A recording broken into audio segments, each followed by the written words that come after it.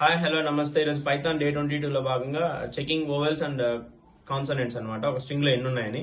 Same text is equal to అనే variable కి input of enter a string అని చెప్పి తీసుకుంటున్నాను నేను. ఇప్పుడు తీసుకొని డాట్ లో ఏం చేస్తుంది, మామూలుగా స్మాల్ లెటర్స్ లోకి మారుస్తుంది అంతే. ఓవెల్స్ చెక్ చేయడానికి ఇది ఈజీగా అవుతుంది అనమాట.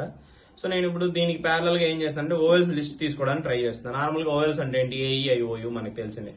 So vowels list is equal to AEO తీసుకుంటున్నా.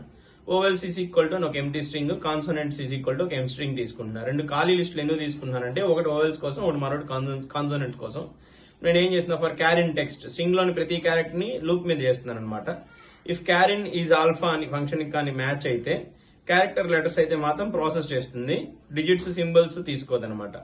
సో ఓవెల్స్ ని అపెండ్ చేస్తుంది అనమాట. ఫర్ క్యారిన్ ఓవెల్స్ లిస్ట్ అయితే ఓవెల్స్ లిస్ట్ లోకి యాడ్ చేస్తాము, ఎల్స్ కాన్సోనెంట్ లిస్ట్ లోకి యాడ్ చేస్తాం. సో అలా చేస్తాను. ఇప్పుడు నేను ఏం చేస్తాను, ఎల్స్ తీసుకొని కాన్సోనెంట్ డాట్ అపెండ్ చేస్తాను అనమాట. ఇక్కడ ఏం చేస్తాను, క్యారెక్టర్స్ ని ఓవెల్స్ లిస్ట్ లోకి, కాన్సోనెంట్స్ ని ఇక్కడికి యాడ్ చేస్తున్నా.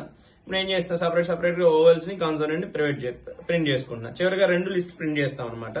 సో వేరుగా ఓవెల్స్ కాన్సోనెంట్స్ ని పైథాన్ లో ఒకే స్ట్రింగ్ లో ఉన్నవి సపరేట్ గా మనం ప్రింట్ చేయడానికి చూస్తున్నాం అనమాట. సో ఇలాంటి ఇప్పుడు నేను అవుట్పుట్ రన్ చేసి చూస్తాను. చూడండి, క్లాస్ క్లియర్ చేశాను, రన్ చేస్తున్నాను. స్ట్రింగ్ హలో వరల్డ్ అని ఇస్తున్నా. చూడండి, ఏఈఐఓయులో ఓల్ 2 సార్లు ఇది